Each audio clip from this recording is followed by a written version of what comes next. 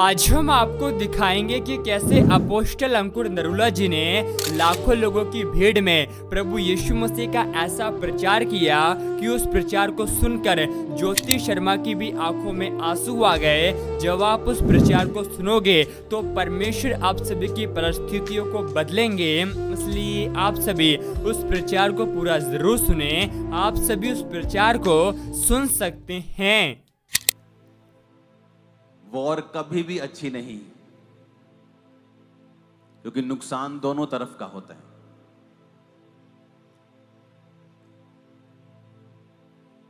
अपने हाथों को उठाओ अपने देश के लिए, और जिस देश में आप रहते हैं अपने देश के झंडे को उठाओ।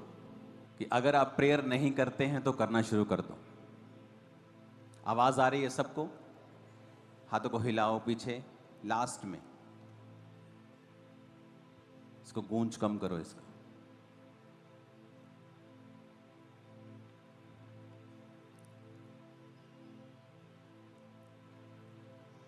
तो जब अब मिसाइल्स आ रही थी और लोग, क्योंकि एक मिसाइल का जो भार है वो 50 किलो से लेकर 200 किलो तक होता है, जो छोटी मिसाइल्स हैं।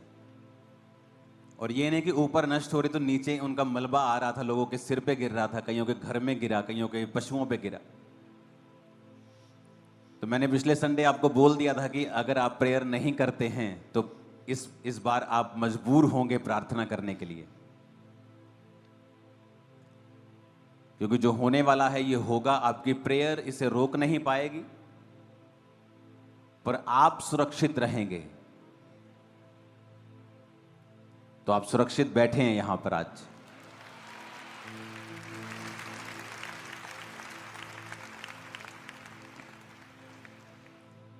फ्यूचर में जो प्रार्थना नहीं करते हैं आपको फोर्सफुली परमेश्वर करवा लेगा प्रार्थना, ऐसा माहौल होगा। इकोनॉमिक कंडीशंस अच्छी नहीं होंगी बहुत से देशों की फ्यूचर में, और उनको प्रार्थना करनी है अपने देश के लिए।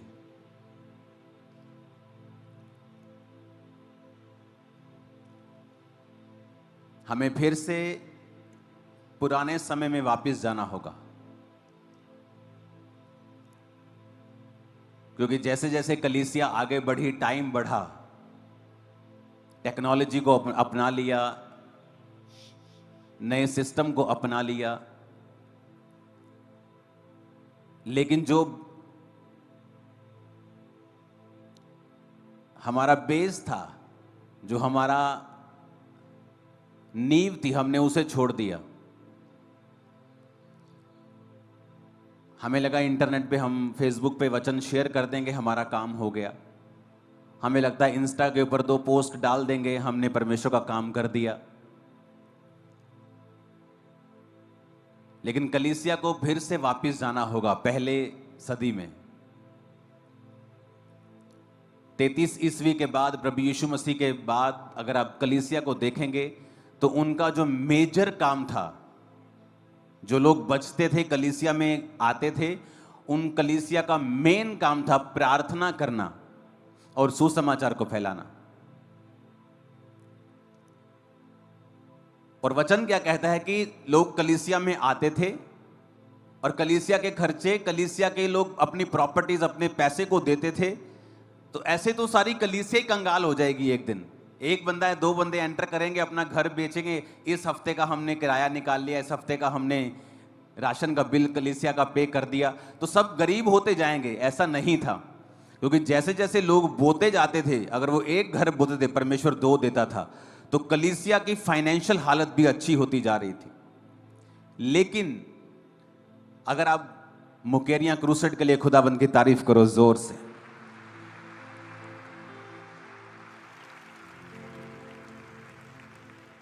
तो मैंने उस क्रूसेड के ऊपर भी वचन दिया था आपको कि हमें फिर से वापस जाना होगा और अपने बेस के ऊपर फिर से जुड़ना होगा। पतरस चर्च में जा रहा है और कह रहा है कि आओ हम प्रार्थना करने के लिए चर्च में चलते हैं। क्या आज आपकी लाइफ में प्रेयर की इतनी इंपॉर्टेंस है कि आप स्पेशल प्रार्थना करने के लिए एक ऐसे स्थान में जाएं जहां पर आपको कोई भी डिस्टरबेंस ना हो।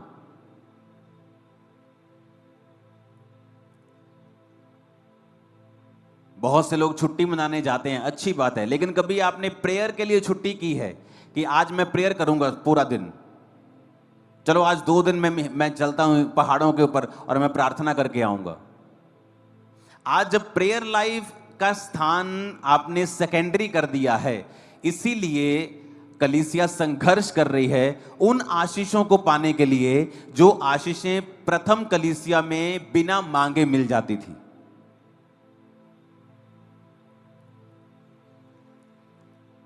मूसा की कलीसिया के टाइम पे लगा लो कि जब प्रभु की कलीसिया मूसा संभालता था तो वचन कहता है उनमें से कोई भी दरिद्र नहीं था और कोई भी निर्बल भी नहीं था, कमजोर भी नहीं था, क्योंकि प्रभु की ग्लोरी ऐसी थी उनके ऊपर, क्योंकि मूसा प्रार्थना करने वाला व्यक्ति था। 40 दिन रात के रोजे, 80 दिन रात के रोजे मूसा ने रखे थे और उसका फेस चमकता था जब वो नीचे आता था। और जब लोग, बाइबल कहती जिनकी वो अगुवाई कर रहा था, एक भी निर्बल नहीं था, कपड़े नहीं फटते थे, जूते नहीं उनके टूटते थे। क्यों चेंज कर रहे हो मेरे माइक की सेटिंग? तुम क्यों चेंज कर रहे हो इसे?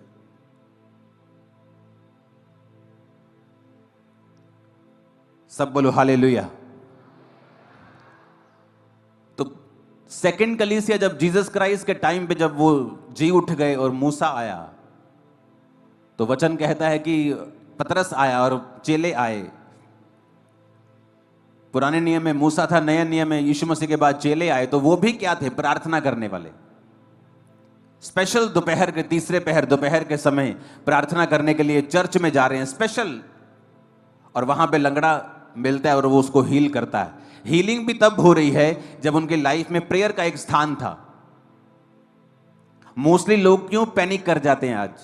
जब वॉर होती है या लाइफ में कोई फाइनेंशियल डिस्टर्बेंस आती है या कोई बीमारी आती है, कौन लोग डिस्टर्ब हो जाते हैं? जिनकी प्रेयर लाइफ नहीं है, जिनकी लाइफ में कमियां हैं, व्यभिचार की, चोरी की, अलग अलग तरह की, वो पाप में फंसे हुए हैं और प्रेयर लाइफ नहीं है, वो फिर घबराने लगते हैं। क्यों? क्योंकि घबराहट, जो फियर है, अगर आप देखेंगे, जो डर है, ये एक तरह का कर्स है। ये पाप के बाद आया था, पहले नहीं था। जीसस क्राइस्ट ने, यहोवा पिता ने जब आपको बनाया था तो उसने आपके अंदर फियर नहीं डाला था। वचन कहता है कि जब आदम ने पाप किया, हवा ने पाप किया, तो डर उनके अंदर आया। जब प्रभु शाम को उनसे मिलने के लिए वाटिका में आया करते थे तो प्रभु ने कहा, आदम तू कहां है? और आदम ने कहा, मैं नंगा था, मैं छुप गया। तो फियर, जो डर जो है, ये तब आया जब उसने शैतान की बात को सुना। हालेलुया। तो आपकी लाइफ में डर तब आता है जब आप शैतान की बात को सुनते हैं। जिन व्यक्तियों की लाइफ में डर का आत्मा काम करता है, हर वक्त डर लगा रहता है, ओ मेरी किडनी ना खराब हो जाए, और मुझे हार्ट अटैक ना हो जाए, और मेरे ब्रेन में स्ट्रोक ना हो जाए। लोगों को डर लगा रहता है, मेरा बिजनेस तबाह ना हो जाए, मेरी फैमिली में कुछ ऐसा ना हो जाए, और कोई डेथ ना हो जाए। ये सारे डर जो हैं, ये शैतानी हैं, ये परमेश्वर की ओर से नहीं है। और अगर आपको इन डर से मुक्ति पानी है, आपको प्रभु की प्रेजेंस में रहना होगा, प्रेयर करनी होगी और बाइबल पढ़नी होगी और सच्चाई के साथ जुड़ना होगा, और आपको देखना होगा कि परमेश्वर का आत्मा क्या कहता है। जब आपको समझ आएगी प्रभु का आत्मा जो कहता है आपके लिए, आपका डर खत्म हो जाएगा। प्रभु के साथ जब आप पूरी तरह से जुड़ जाएंगे, फियर नहीं रहेगा। अगर आएगा भी तो वो चला जाएगा, कब्जा नहीं कर पाएगा। कितने मेरी बातों को समझ रहे हैं? हमें फिर से पुरानी कलीसिया के पास जाना हो, बोला पुरानी कलीसिया की तरह रहना होगा। हो सकता है आने वाले समय में मैं अपने फोन्स भी साइड पे रख दूं कि पूरी तरह से परमेश्वर का आत्मा मुझे प्रेयर्स में लेके जा रहा है इन दिनों में, और इसीलिए मैं आपको मैसेज दे पाता हूं कि अब आने वाले दिनों में क्या होगा, अब सिचुएशन क्या होगी, अब हमें क्या करना है आने वाले दिनों में।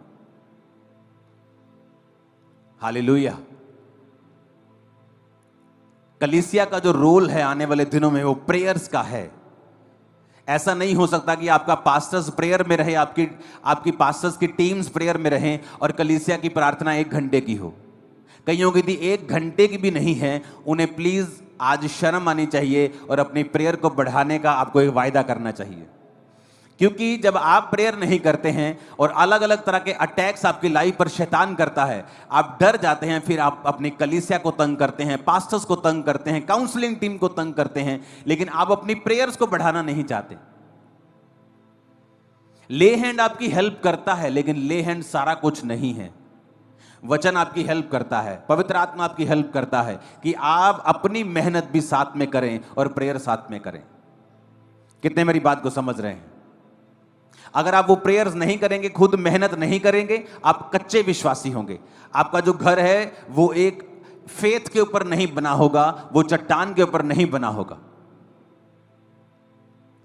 पौलुस जा रहा है बाहर, शहर के बाहर, क्यों? ये कहीं वहां प्रार्थना करने का नदी के किनारे स्थान होगा, यानी वो प्रार्थना करने के लिए एफर्ट्स लगाते थे। मैं तो लोगों को यह भी बोलता था कि अगर आपके घर में प्रार्थना करने का स्थान नहीं है, अपने कहीं साथ में, कहीं मोहल्ले में, कहीं एक छोटा सा किराए पे कमरा ले लीजिए जहां पर जाकर आप रोज प्रार्थना कर सकें। प्रार्थना करने को इतना महत्वपूर्ण बनाएं अपनी लाइफ में कि ये आपकी लाइफ में फिर काम करने लगेगा। जब आपको इसका सीक्रेट, आपको इसका रिजल्ट आने लगेगा, आपको मालूम होगा कि प्रेयर मेरी क्रिश्चियन लाइफ में नंबर 1 मोस्ट इंपॉर्टेंट चीज है। और बाइबल कहती है जब पौलुस शहर के बाहर जाके प्रार्थना करने लगता है तो वहां उसे औरतें मिलती हैं, वो वचन सुनाता और सब तौबा करके बपतिस्मा लेते हैं, उनके घराने भी बचाए जाते हैं। तो साल्वेशन भी प्रेयर का ही एक रिजल्ट है। और हीलिंग भी जो पतरस ने की, कि जब वो प्रार्थना करने के लिए चर्च में जा रहा था तो लंगड़ा मिला। लंगड़ा चलाने के लिए नहीं गया, वो प्रेयर करने के लिए जा रहा था। हमें ये बात बड़े ध्यान से समझनी है कि हमें अगर प्रेयर लाइफ को हमने नहीं अपनाया तो हमें सफर करना पड़ेगा, क्योंकि दिन बुरे हैं। जब 16, 17 में, 14 में ये मैसेज मैंने देने शुरू किया था कि आने वाले दिन बुरे होंगे और अंधेरे में होंगे। लोगों को लगता अब इससे अंधेरा क्या हो सकता है। तो जब अंधेरा शुरू हुआ, जब कोविड शुरू हुआ, जब युद्ध की बातें शुरू हुई, ये कम होने वाली चीजें नहीं है। आपको लगता है फ्यूचर में कुछ रिलैक्स हो जाएगा, कुछ अच्छा हो जाएगा, लेकिन फ्यूचर डार्क के बाद, डार्कर के बाद, आगे के बाद, वो बुरे के बाद बुरा ही होगा। इसलिए मसीह लोग ज्यादा नजर आएंगे, वो ज्यादा चमकेंगे। जिस तरह रोशनी अंधेरे में ज्यादा चमकती है, आप ज्यादा चमकेंगे आने वाले समय में। मैं आपको बता रहा हूं।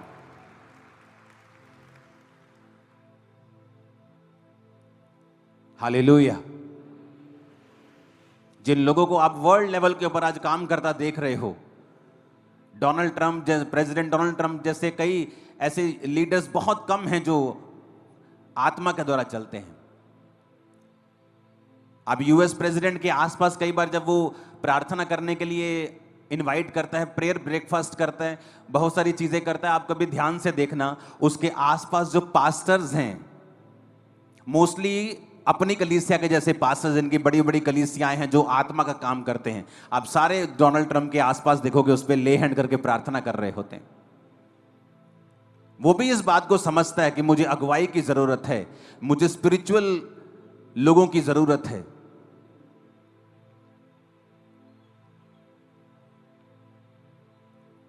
कल जब मैं प्रार्थना कर रहा था, परमेश्वर का आत्मा मुझे बता रहा था कि जो सैटेलाइट्स हैं हमारे, उनके लिए प्रार्थना करनी है, क्योंकि फ्यूचर में जो डेविल है वो उनके ऊपर भी अटैक करने की कोशिश करेगा। सैटेलाइट वॉर्स होंगी आने वाले समय में,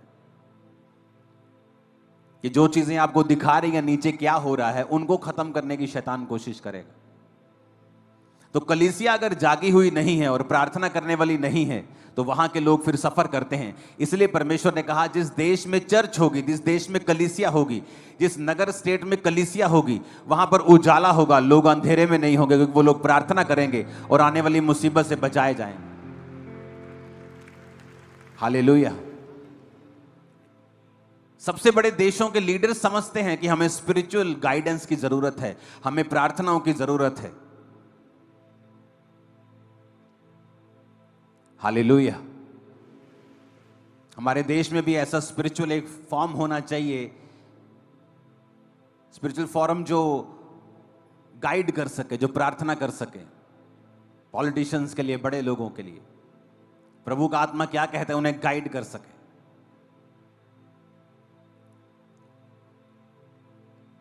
कलीसिया को प्रार्थना करनी होगी आपके बच्चों के लिए, अपने पास्टर्स के लिए, परमेश्वर की बेदारी के लिए, परमेश्वर के प्लान के लिए। और हमें यह समझना होगा जो हमारा विरोध करते हैं, जो यीशु मसीह को बुरा भला बोलते हैं, वो हमारे दुश्मन नहीं हैं।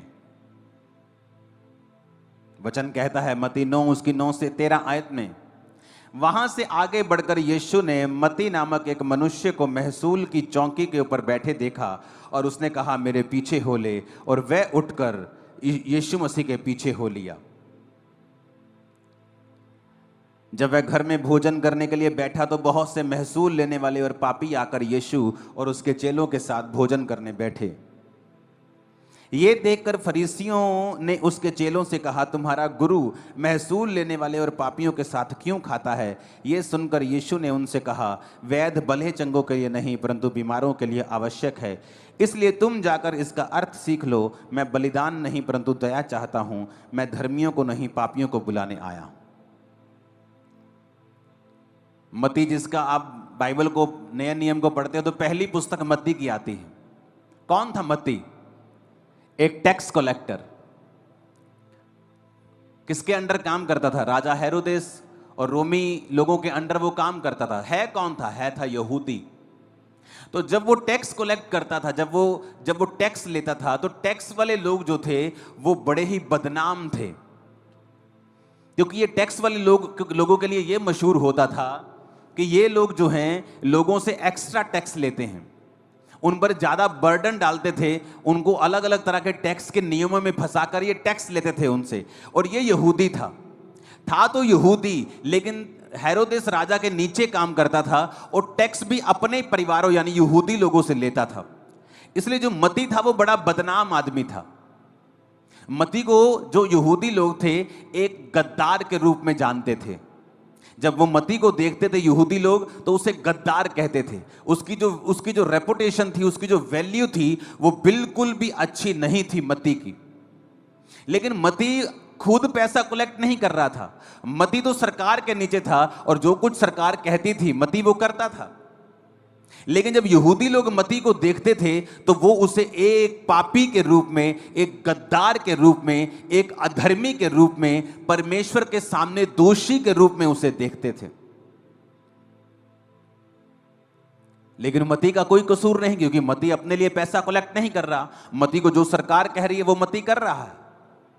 तो मत्ती का जो हार्ट था, जो कंडीशन थी, वो इस तरह से जैसे किसी का दिल पीस दिया गया हो और आत्मा पीस दी गई हो। था तो वो बड़ी ऊंची पोजीशन के ऊपर, लेकिन उसके दिल में भी शांति नहीं थी, क्योंकि वो जानता था कि वो अपने ही लोगों को लूट रहा है। अपनी लाइफ से वो सेटिस्फाइड नहीं था।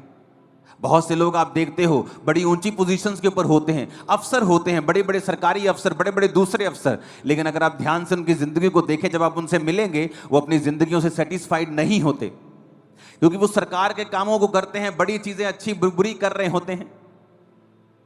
लेकिन जीसस ने मत्ती से नफरत नहीं की। जो लोग मत्ती को कह रहे थे, यीशु मसीह ने मत्ती को वैसा नहीं कहा। तो जीसस ने कहा, जब जीसस ने उसको बुलाया कि मेरे पीछे आ जा, क्या अगर मत्ती को खुश होता, मगर मत्ती अगर अपने जीवन से सेटिस्फाइड होता, मैं आपको गारंटी देता हूं वो परमेश्वर के पीछे कभी नहीं चलता।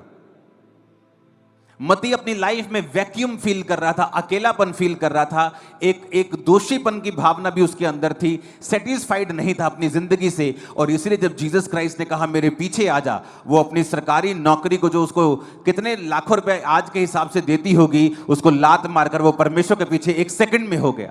कारण क्या था? यही कारण, जब वो पीछे हो गया तो जो टैक्स कलेक्टर है उसके दोस्त भी वैसे ही होंगे। टैक्स कलेक्टर की पुलिस भी वहां की वाकफ होगी, क्योंकि पुलिस के साथ उसका नाता होगा, अफसरों के साथ उसका नाता होगा, क्योंकि जब कोई टैक्स नहीं देता होगा उसके ऊपर कार्रवाई करवाता होगा, तो उसके साथ सभी गंदे लोगों का भी उसके साथ नाता था। तो जब वो बचाया गया और जीसस के पीछे हो गया, तो बड़े से पापी लोग यीशु मसीह के साथ बैठ के खाने लगे। तो फरीसी कहते ये तो पापियों के साथ खाता है। और यीशु मसीह ने क्या कहा? ये सुनकर 12 आयत में यीशु मसीह ने कहा, वैद्य भलो चंगों के लिए नहीं परंतु बीमारों के लिए आवश्यक है। इसलिए मैं तुमसे ये कहता हूं, तुम जाकर इसका अर्थ सीख लो। मैं बलिदान नहीं परंतु दया चाहता हूं। मैं धर्मियों को नहीं पापियों को बुलाने के लिए आया हूं। आज हो सकता है आप एक वैश्या को बड़ी ही घृणित निगाहों से देखते हो कि ये बहुत बड़ी पापिन है। आपके एरिया के ड्रग स्मगलर को आप देखते हो कि ये बहुत बड़ा पापी है, लेकिन कभी भी आपने उनको सुसमाचार नहीं दिया। आपने जो मोहल्ले में बदमाशी करता है आपने उसे बुरा जान लिया, लेकिन कभी भी सुसमाचार नहीं दिया। जब आप इन लोगों के पास जाएंगे, इनकी संगति करने के लिए नहीं, जो ये करते हैं उसका आनंद उठाने के लिए नहीं, बल्कि जो यीशु मसीह ने उनके लिए किया है उनको बताने के लिए, आप नोटिस करेंगे कि जो लोग सबसे बड़े पापी हैं, यीशु मसीह के पीछे सबसे ज्यादा और सबसे स्पीड के साथ वो चलना शुरू कर देंगे जैसे ही आप उनको वचन देंगे। आप सभी इस वीडियो को भी छोड़ के ना जाए, आप सभी इस वीडियो को पूरा जरूर देखिए। जैसा कि आपने वीडियो में देखा कैसे अपोस्टल अंकुर नरोजी के सामर्थी प्रचार को सुनकर ज्योति शर्मा की भी आंखों में सचमुच आंसू आ गए। आप सभी को हम बताना चाहते हैं, प्रभु यीशु मसीह का वचन कहता है अंत के समय में हर एक मसीह विरोधी का घुटना प्रभु यीशु मसीह के सामने झुकेगा और हर एक जीव ये अंगीकार करेगी कि हमारा यीशु मसीह प्रभु है। आप सभी हमसे कहेंगे कि कहां पर ज्योति शर्मा की आंखों में आंसू आए, तो आप सभी विश्वास कीजिए आने वाले समय में सचमुच ज्योति शर्मा प्रभु यीशु मसीह का प्रचार करेगी, क्योंकि जिस परमेश्वर ने पौलुस जैसे मसीह विरोधी का जीवन बदल दिया, वही परमेश्वर जितने भी आज ईसाई विरोधी हैं उन सभी के जीवन को बदलने की सामर्थ रखता है। क्योंकि परमेश्वर का वचन कहता है मसीह विरोधियों की आंखों को इस संसार के ईश्वरों ने अंधा कर दिया है, ताकि सत्य जो कि हमारा प्रभु यीशु मसीह है उससे ना पहचान पाए। और आप सभी को मैं बताना चाहता हूँ, हमारे परमेश्वर की इच्छा यह है कि हर एक मसीह विरोधी, भले ही चाहे वो ज्योति शर्मा क्यों ना हो, वो भी बचाया जाए। क्योंकि बाइबल इस बात को कहती है हमारा यीशु मसीह इस जगत में धर्मियों को बचाने के लिए नहीं, बल्कि पापियों का उद्धार करने के लिए आया है। जो लोग इस संसार की गंदगी में पड़े हुए हैं उनसे हमारा प्रभु यीशु मसीह बहुत प्यार करता है। और परमेश्वर की इच्छा यह है कि हम सत्य को जानें और सत्य हमें स्वतंत्र करें। क्योंकि परमेश्वर का वचन कहता है ये ना तो बल से होगा ना शक्ति से होगा, लेकिन परमेश्वर की आत्मा के द्वारा होगा। जैसा कि आप सभी जानते भी होंगे, अभी के समय भारत देश में जहां पर मसीह लोग दुआ प्रार्थना करते हैं, ईसाई विरोधी वहां पर जाके बेफालतू प्रभु यीशु मसीह के लोगों को सताने का काम ईसाई विरोधी करते हैं। लेकिन ईसाई विरोधियों को हम चैलेंज देकर कहना चाहते हैं, जितना यीशु मसीह का विरोध करना है उतना कर लो, जितना प्रभु यीशु मसीह के लोगों को सताना है उतना सता लो। लेकिन याद रखना, एक दिन आने वाला है कि तुम मसीह विरोधी यीशु मसीह का प्रचार करोगे। क्योंकि परमेश्वर का वचन कहता है आकाश और पृथ्वी भले टल जाएगी, लेकिन यीशु मसीह का वचन कभी ना टलेगा। आप सभी को मैं बताना चाहता हूँ, बाइबल इस बात को साफ साफ कहती है, सत्य को जब तुम जानोगे तो सत्य तुम्हें स्वतंत्र करेगा। आज मसीह विरोधी हैं, वो सत्य को तो ही नहीं जानते। सत्य कौन है? सत्य हमारा प्रभु यीशु मसीह है। और बाइबल इस बात को कहती है सत्य, मार्ग और जीवन यीशु मसीह है। जो कोई यीशु मसीह के पास आता है वह बहुतायत का जीवन प्राप्त करता है। आप सभी इस वीडियो को एक व्यक्ति के साथ जरूर शेयर करें, ताकि वह व्यक्ति आपको द्वारा सच्चाई को पहचान सके और नरक की आग से बचाया जाए। लेकिन परमेश्वर का वचन कहता है हमारे खुदा की इच्छा यह है कि हम अंत तक धीरज धरे रहें। क्योंकि बाइबल कहती है जो अंत तक धीरज धरे रहेगा उसी का उद्धार होगा। क्योंकि परमेश्वर का वचन कहता है यूहन्ना 10:10 में, चोर और किसी काम के लिए नहीं, लेकिन चोरी करने, घात करने और नष्ट करने के लिए आता है। हमारा यीशु मसीह इस जगत में इसलिए आया है कि हम जीवन को पाए और बहुतायत के जीवन को प्राप्त करें। अगर आप सभी प्रभु यीशु मसीह के लिए सताओं को सह रहे हैं, तो आप सभी को हम विश्वास दिलाना चाहते हैं कि यीशु मसीह आपके सताओं को जल्द ही खत्म करेंगे। क्योंकि बाइबल इस बात को कहती है हम जब प्रभु यीशु मसीह के लिए दुख को सहते हैं